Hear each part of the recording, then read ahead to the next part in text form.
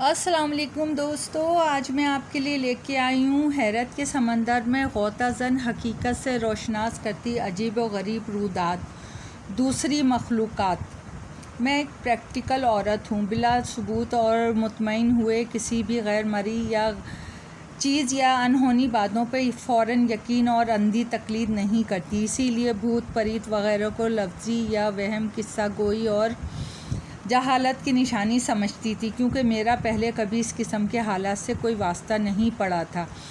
मैं एक NGO में काम करती हूँ, इसीलिए काम के सिलसिले में मुझे कभी कभी दूसरे शहर भी जाना पड़ता है। मेरा काम की नौइयत भी कुछ ऐसी है, इसलिए अंदरूनी सिंध के मुख्तलिफ़ शहरों और गाँव में आना जाना रहता है, कभी स्टाफ के साथ तो कभी अकेले। खैर इस दिन भी मामूल के एक काम से मुझे बदीन शहर जाना पड़ा। मैंने किराए पे टैक्सी अरेंज की और अपनी मंजिल की तरफ रवां हुई। तमाम रास्ते हरियाली, खेतों, बागों और मैदानों और जंगलात से भरा पड़ा था।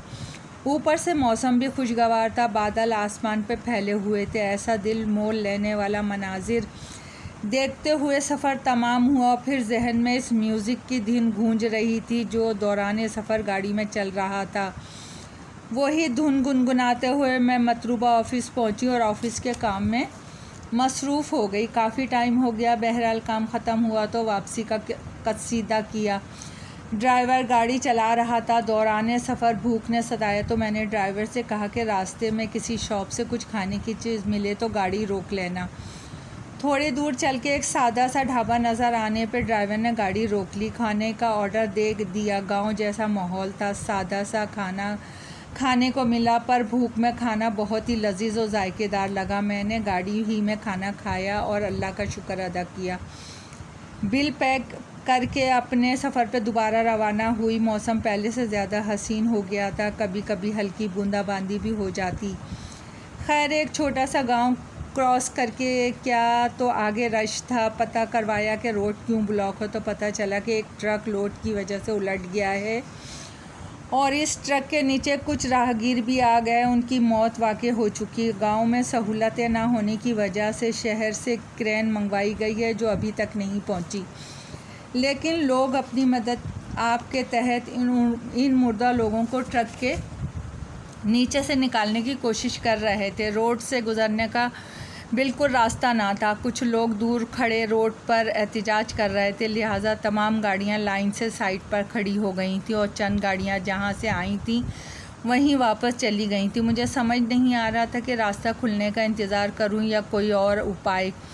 ड्राइवर पता करके आया कि यहाँ से थोड़े फासले पे एक लिंक रोड है और वाकई थोड़े पीछे जाके सीधे हाथ पे एक लिंक रोड मिल गया जो खेतों से और छोटे गांव से गुज़रता हुआ शहर वाले रोड से मिल जाता था, पर रास्ता नाहमवार और कुछ खस्ता हाल है, काफ़ी लंबा चक्कर हो जाएगा वगैरह वगैरह। यह सुन के मैंने फ़ौरन फ़ैसला किया कि रुकने से बेहतर है कि आगे बढ़ा जाए, क्योंकि मुझे आज घर जल्दी वापस जाना था। घर वाले अलग परेशान होते। खैर ड्राइवर ने गाड़ी मतलूबा लिंक रोड पे डाली और सफ़र फिर शुरू हो गया। काफ़ी खामोशी थी और ज़्यादा भीड़ भाड़ ना थी। अजीब किस्म की वहशत फैली हुई थी। चलते चलते मैं अपनी माजी की यादों में खो गई। बचपन यतीमी में गुजरा। माँ ने बड़ी मुश्किल से हम 2 बहनों और एक भाई को पाला और तालीम दिलवाई। वो कपड़े सीती थीं। जब मैं बड़ी हुई तो माँ ने मेरी शादी कर दी, पर शादी के 1 साल बाद ही मैं बेवा हो गई और ससुराल वालों ने मुझ पर महनूस होने का इल्ज़ाम लगा के घर से निकाल दिया। मैं इस वक्त उम्मीद से थी, पर इन लोगों ने कोई रहम ना खाया। मैं सदमे और मायूसी में माँ के घर आ गई। मैके में वापस आने के कुछ अरसे बाद ही मैंने एक बेटी को जन्म दिया। इसी की परवरिश की खातिर मैंने छोटा जॉब बस करती इस NGO में अब मुस्तकिल जॉब करने लगी। बहन ट्यूशन पढ़ाने लगी, भाई भी पढ़ाई के साथ पार्ट टाइम जॉब करने लगा, तो हालात बेहतर हो गए। दुख के दिन चाहे कितने ही क्यों ना हों ज़्यादा लगते हैं। खैर इन तल्ख़ यादों की तलख़ियाँ इतने वक्त गुज़रने के बावजूद भी कम नहीं हुई। ससुरालियों की नफ़रत अंगेज़ लफ्ज़ आज भी कानों में गूंजते हैं। अचानक गाड़ी चलते चलते एक मोड़ मोड़ते हुए काबू से बाहर हो गई और कच्ची सड़क से नीचे उतर गई। दूसरी तरफ ज़मीन में एक गहरा गड्ढा मौजूद था। गाड़ी अनबैलेंस होकर लुढ़कती हुई गड्ढे में जा गिरी। ये सब इतना अचानक हुआ कि एकदम कुछ समझ नहीं आया। अंदर गाड़ी में मुझे और ड्राइवर को गाड़ी के शीशे टूट टूट के लगने लगे तो हमारे मुंह से दर्दनाक कर्राहें निकल के करीब औजार में गूंज गईं। मुझे अपने पैरों कंधों में शदीद दर्द की टीसें उठती हुई महसूस हो रही थी। दर्द इतना शदीद महसूस हुआ कि होश ही छिन गया। ना जाने कितनी देर यूं ही गुजर गया। जब मुझे होश आया तो अभी तक मैं गाड़ी में मौजूद थी और गाड़ी उल्टी पड़ी थी। तकलीफ़ से बुरा हाल था। हाथों कोहनियों से खराशों की वजह से टीसें उठ रही थी। कुछ देर बाद आंखें इस अंधेरे में कुछ देखने के काबिल हुई तो ड्राइवर को आवाज़ दी, मुख्तार मोहम्मद। वो अपनी जगह साख्त पड़ा था। कोई जवाब न दिया। मैंने हिम्मत करके इसे हाथ से हिलाया।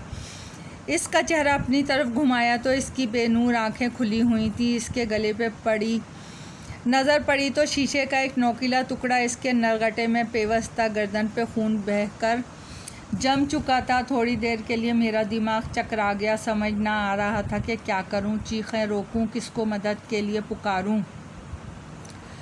गाड़ी से बाहर की तरफ नज़र दौड़ाई तो दूर दूर तक अंधेरा फैला हुआ था। आसपास दरख्त भी थे। हल्की हल्की हवा में नमी थी क्योंकि दिन में हल्की बारिश हुई थी, जबकि बादल अपनी दूसरी मंजिल की जानिब रवां दवां थे। इसीलिए चाँद को थोड़ी थोड़ी देर में अपना रूप दिखाने को वक्त मिल जाता था और चांदनी हर सौ फैल जाती थी। मैंने सोचा कब तक ऐसे पड़ी रहूँगी। एकदम मुझे अपने मोबाइल का ख्याल आया। मैंने फ़ौरन बैग की तजस्सुस की जो मैं अक्सर अपने पास रखती थी। काम की ज़रूरी फ़ाइलें इसमें रखने के लिए ले जाती थी, इसीलिए मैं मोबाइल भी पड़े हुए थे। मैंने वो बैग थोड़ी वक्त के साथ उठा लिया, फिर बड़ी मुश्किल से गाड़ी से बाहर निकल पड़ी। बैग संभाला, बैग की ज़िप खोली, मोबाइल निकाले और घर पर फ़ोन मिलाया, पर अफसोस कॉल ना लगी। दूसरा मोबाइल भी ट्राई किया। ओह माय गॉड, क्यों के नेटवर्क के सिग्नल नहीं थे। अब तो मैं बहुत बुरी तरह घबरा गई। दिमाग काम नहीं कर रहा था, ऊपर से दर्द की टीसें अलग उठ रही थी।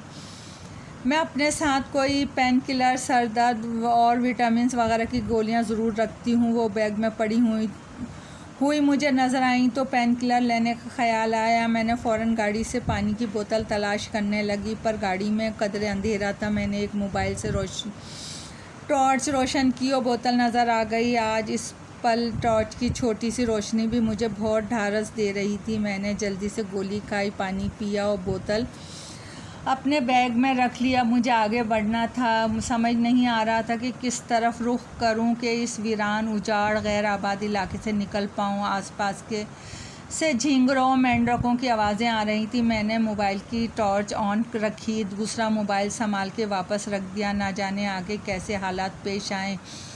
मुझे रोशनी को संभाल के इस्तेमाल करना चाहिए था। डरते घबराते मैं आगे एक सिमत में बढ़ने लगी। कोई पगडंडी भी नज़र नहीं आ रही थी। वैसे तो मैं बहुत बहादुर बनती थी, पर इस वक्त तन्हा एक अनजान सुनसान इलाके में आ फंसी थी। दूर औंधी पड़ी हुई गाड़ी में ड्राइवर की लाश पड़ी थी और मैं खुद ज़ख्मी थी। सच कहूँ तो मैं इस वक्त बहुत डरी हुई थी। मुझे अपनी तन्हाई और बेबसी पे बहुत रोना आ रहा था। ज़रा सी आवाज़ पे मेरा दिल धड़क जाता था। अपने हवासों पे जितना कंट्रोल कर सकती थी कर रही थी। खौफ की शदीद लहर उठ रही थी। उनकी वजह से मेरे हाथ बहुत ठंडे हो रहे थे। मैं अंदरूनी तौर पे नाकाबिले बर्दाश्त कैफे से गुज़र रही थी। इंसानी जिस्म तो बहुत नाजुक होता है, लेकिन इसे मजबूत बनाता है इंसान का इरादा, हौसला। अगर ना हो तो इंसान जिस्म में खून की रवानी में कमी या ज़्यादती होने से इंसान बेबस, लाचार हो जाता है और इंसान अपने ही अंदर मौजूद अपनी ज़हनी खौफ से डर जाता है। और वाकई मैं डर रही थी। क्या कोई अंदाज़ा कर सकता है कि उजाड़, बियाबान, सुनसान इलाका, अंधेरी रात, दूर दूर तक इंसान का तो क्या किसी चरीन परीन का वजूद नहीं। ऐसी सूरत में एक औरत ज़ात जिस मुश्किलात, कर्ब, अज़ियत और खौफ के शिकंजे में जकड़ी पड़ी हो तो इसकी कैफियत कैसी होती है। मुझे बहुत डर लग रहा था। मुझे ये भी लग रहा था कि शायद ड्राइवर की तरह मेरी मौत भी यहीं लिखी हुई है। इस वीराने में कोई जंगली जानवर आके मुझे दबोच ना ले। मुझे इस वक्त पता नहीं क्यों अपनी माँ शिद्दत से याद आने लगी। अभी मैं कुछ दूर ही चली थी कि मुझे सामने से कोई हेवला अपनी तरफ बढ़ते हुए दिखा। ऐसे वीरान इलाके में अपने अलावा किसी और जी रूह को देखकर थोड़ी तसल्ली हुई। मैं इस हेवले पे नज़र जमाए आहिस्ते आहिस्ते मैं आगे बढ़ रही थी। वो हेवला कोई मर्द का था, वो भी मेरी तरह चला आ रहा था। पर दूर से इसने पूछा, कौन है यहाँ? मैंने भी इसे ऊंची आवाज़ में जवाब दिया, मैं एक मुसीबत ज़दा औरत हूँ, भाई साहब मेरी मदद कीजिए। वो करीब आया तो मैंने बेकरारी से इसे अपनी परेशानी, गाड़ी का हादसा, ड्राइवर की मौत और इस इलाके से निकल जाने के लिए दुरुस्त सिमत का इंतखाब के लिए मदद का कहा। वो शख्स देखने में अधेड़ उम्र के आसपास लग रहा था और शाल कंधों पे डाली हुई थी। मैं बहुत थकन महसूस कर रही थी। बहरहाल वो मुझे इस इलाके का वाकिफ़कार लग रहा था। बराए मेहरबानी मुझे इस इलाके से निकलने में मेरी मदद कीजिए ताकि कोई रेस्क्यू लाई जाए, टैक्सी ड्राइवर को विरसा के हवाले किया जाए, गाड़ी भी घड़े से निकाली जा सके। इसने मेरी बात सुन के इधर उधर देखा और एक सिमत इशारा करके बोला, आप इस तरफ चलें, घबराने की ज़रूरत नहीं है। वो एक सिमत चलने लगा। वो काफ़ी आहिस्ते चल रहा था, जबकि मैं जल्दी जल्दी वहाँ से निकलना चाहती थी। मैंने इससे इसका नाम पूछा तो इसने अपना नाम शिमरान बताया। मैंने चलते चलते चारों तरफ नज़र दौड़ाई, पर कोई छोटी या बड़ी सड़क दूर दूर तक नज़र नहीं आई। मैंने शिमरान की तरफ देखा तो वो किसी गहरी सोच में था। वो कोई बात नहीं कर रहा था, बस आगे ही आगे चल रहा था। मुझे ना जाने क्यों तरह तरह के वसवसे घेरने लगे। मैं तेज़ तेज़ चलने लगी। शायद मेरे तेज़ चलने से वो भी तेज़ कदम बढ़ाने की हिम्मत कर ले, पर मैं काफ़ी आगे आ गई। महसूस हो रहा था कि शिमरान काफ़ी पीछे रह गया है। मैंने थोड़ा रुक के पीछे की तरफ देखा। वो मुझे थोड़े दूर आहिस्ते ऐसे कदम बढ़ाता हुआ आ रहा था। मैं इसकी आँखें खौफनाक हद तक मुझे डरा गईं। इसकी आंखें नॉर्मल नहीं थी, बल्कि जलते हुए अंगारे लग रही थीं। और ये मैं किस मुसीबत में फंस गई, इसे इंसान समझ के तो थोड़ी बहुत हिम्मत बंधी थी, वो भी गई। पैर खौफ से डगमगाने लगे, क्योंकि वो इंसान नहीं बल्कि शैतान लग रहा था कोई। मैंने सारी हिम्मत यकजा की और भागने के लिए कदम बढ़ाए। डर की शिद्दत बढ़ती जा रही थी और जान जाने का भी खौफ हो रहा था। जान बचाने के लिए खुद के अंदर एक ताकत पैदा हुई और इसी ताकत के बल पर मैं एक सिम भागने लगी। अंधाधुंध पीछे मुड़ के देखा तो अफरीद की शक्ल इख्तियार कर चुका था। इसके मुंह से भयानक आवाज़ें निकल रही थीं। ना जाने कहाँ से वो कुव्वत आ गई जो मुझे अपने दर्द भुला के तेज़ दौड़ने पर मजबूर कर गई। कुछ देर डरते मुझे ठोकर लगी और मैं अंधे मुँह ज़मीन पे आ गिरी। मैंने चोट की परवाह ना की और सारी ताकत यकजा करके दोबारा दौड़ने लगी। ज़िंदगी में पहले कभी इतनी तेज़ नहीं दौड़ी होंगी जितना तेज़ आज मैं दौड़ रही थी। मैं अंधाधुंध भागती रही। अब मैं एक कब्रिस्तान क्रॉस कर रही थी। कब्रिस्तान की वो आखिरी सरहद। मैंने भागते हुए मुड़कर देखा, पीछे कोई आता हुआ दिखाई ना दिया, मगर मैंने अपने कदम ना रोके, दौड़ जारी रखी। दफतन मेरे पैर हवा में मुहल्लिक हो गए और मैं तेज़ी से नीचे की तरफ गिरती चली गई। आखिर मेरे पैर ज़मीन पर टिक गए। थोड़ी देर तक दिमाग मौफ रहा। ऐसा लग रहा था जैसे ज़लज़ला आके चला गया हो। थोड़ा होश बहाल हुआ और आँखों के देखने के काबिल हुई तो पता चला कि मैं किसी खुश्क कुएं में पड़ी हूँ। अपनी बेबसी पे मुझे बेख्तियार रोना आ गया। कितनी देर तक मैं रोती रही। रोते रोते आंसू खुश्क हो गए। सारा जिस्म दुख रहा था। फिर दिमाग काम करना छोड़ गया। कान साए साए करने लगा। वहीं पड़ी रही, हिलने जितनी भी हिम्मत नहीं थी। आँखों के आगे अंधेरा बढ़ने लगा। शायद मैं बेहोश हो रही थी। ना जाने कितना वक्त गुजर गया। मेरी आँख खुली, पल में ही सब याद आ गया कि मैं कहाँ हूँ। दूर पड़ा मोबाइल टॉर्च की रोशनी मध्यम जल रही थी। मैंने समझ लिया मेरी मौत इधर ही होनी है। मैंने अपने अल्लाह से अपने करदा और ना करदा गुनाहों की माफ़ी मांगी और हिम्मत करके ऊपर कुएं के किनारे की तरफ देखने लगी। मैं उठी और ज़ोर ज़ोर से चीखना शुरू कर दिया, कोई है, मुझे इस कुएं से निकालो, कोई है, मेरी आवाज़ सुन रहा है, कोई है। पर कोई जवाब ना आया। मेरी आवाज़ रौन गई। फिर मैं दोबारा हिम्मत करके ज़ोर से चिल्लाई, कोई है, कोई है, खुदा के लिए मेरी मदद करो, मुझे इस कुएं से निकालो, कोई है। और दफतन कुएं के किनारे पर कोई हेवला नमूदार हुआ और आवाज़ आई, क्या ये क्या आवाज़ यहाँ से आई है? क्या कुएं में कोई मौजूद है? तुम जो कोई भी हो जवाब दो, कौन है यहाँ? मैं बस तशक्कुर आमेज़ अंदाज में इसे यकटुक देखे जा रही थी। खुशी से मेरी आवाज़ रौंद गई। क्या दुआएं इतनी जल्दी भी कबूल हो जाती हैं? और मैंने इसे जवाब दिया, मैं एक औरत हूँ, बराए मेहरबानी मेरी मदद करो, खुदा के नेक बंदे मेरी मदद करो, मुझे यहाँ से निकालो।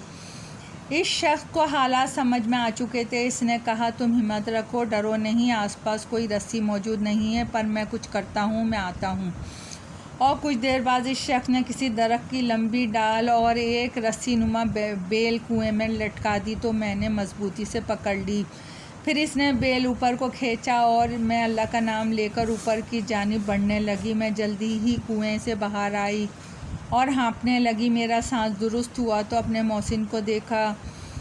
वो शख्स वही था जो मुझे पहले मिल चुका था, अजीब व गरीब लिबास में मौजूद था। मैंने अपना नाम शिमरान बताया और मुझसे मेरा नाम दरियाफ़्त किया। मैंने इसका शुक्रिया अदा किया तो वो बोला, मेरे पास ज़्यादा टाइम नहीं है, मैं मुसाफिर हूँ और मेरे साथ मेरी बहन भी है जिसे मैं शहर ले जाना चाहता हूँ। तुम्हारी आवाज़ आई तो मैं इसे झाड़ियों से घिरी जगह पे बिठा के आया हूँ। वो इस वक्त दर्जा में है, शहर जाने तक की मोहलत मिलती हुई नज़र नहीं आ रही। तुम एक औरत हो और एक औरत का दर्द समझ सकती हो। तुम इस की मदद करो, कहीं वो जान से ना चली जाए। सोचो मत, जल्दी करो, खुदा के लिए इनकार ना करना। मैं ख़ुद परेशान हूँ, मैं भला इस सूरत हाल में इसकी किस तरह मदद कर सकता हूँ। ये सब सुनकर मुझे इससे हमदर्दी हुई और मैंने इसके साथ चल पड़ी। इसने हाथ से एक तरफ इशारा किया, वो हमारी बैलगाड़ी इधर ही खड़ी है। मैं इस तरफ गई क्योंकि वहाँ कुछ ज़्यादा दूर ना थी। झाड़ियों की आड़ में खूबसूरत लड़की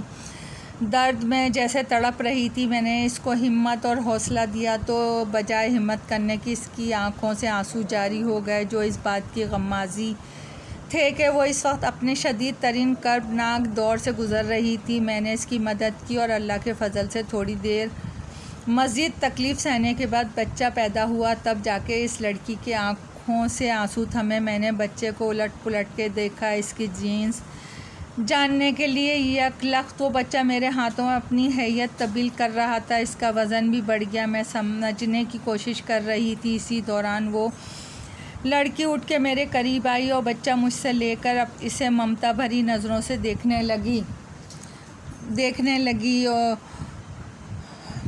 और चूमने लगी। इसी खुशी में इसने मेरे हाथ पर एक छोटी से कपड़े की थैली रखी। मैंने सोचा ये खुशखबरी इसके भाई को सुनाऊं। गाड़ी की तरफ लपकी पर इसका कुछ पता ना चला। वापस माँ और बच्चे की तरफ आई तो वो दोनों भी गायब थे। करीब था कि मैं घबरा के गिर जाती या बेहोश हो जाती।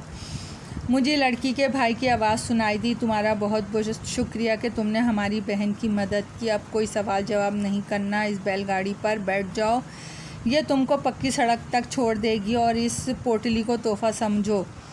जाओ, जल्दी से यहाँ से चली जाओ, कहीं फिर से कोई शैतान का चेला तुमको तंग करने ना आ जाए। जाओ, रब का नाम लेकर इस जगह को छोड़ दो, खुदा तुम्हारी हिफाजत करे। हमारा ताल्लुक़ दूसरी मखलूक से है। आवाज़ बंद हो गई। मैं बैलगाड़ी में सवार हो गई और बैलगाड़ी हौले हौले खुद ही आगे बढ़ने लगी और काफ़ी दूर तक चलती रही। फिर एक जगह जाकर रुक गई तो मुझे उतरना पड़ा। ये बेहद सुनसान इलाका था। फ़िज़ा में एक अजीब सी बू रची हुई थी जो कि मिजाज को नागवार गुजर रही थी। फिर मैंने गाड़ी की तरफ देखा तो बैलगाड़ी गायब थी। मैं सड़क पर खड़ी इधर उधर नज़रें दौड़ाने लगी कि अचानक हेडलाइट्स की रोशनी ने मुझे मुतवज्जे किया तो मैंने खुदा का शुक्र अदा किया। फिर मेरी आंखों से आंसू बहने निकले।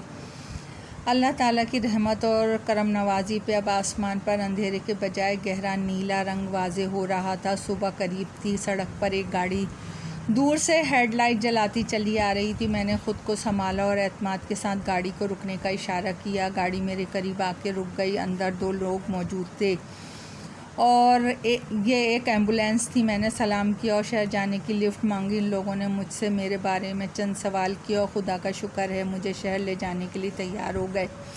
मैं एम्बुलेंस में पीछे जाके बैठ गया और उन लोगों ने मुझे शहर में ड्रॉप कर दिया। आगे मैं अपने घर की तरफ पैदल ही चलती हुई आ गई। अब हिम्मत ख़त्म हो गई थी, थकन से चूर हो चुकी थी। घर वालों ने मुझे देखते ही थाम लिया मुझे बुखार हो रहा था और ना जाने नींद में क्या बोलती रही। घर वाले समझ ना पाए। होश में आने के बाद मैंने अपनी बिपता सुनाई।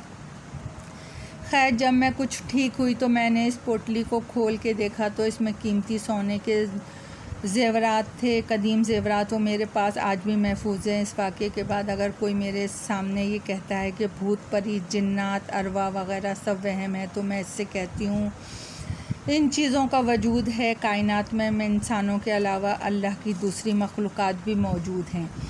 दोस्तों, कहानी पसंद आई हो तो लाइक और सब्सक्राइब कीजिए। आपकी दुआओं की तलबगार।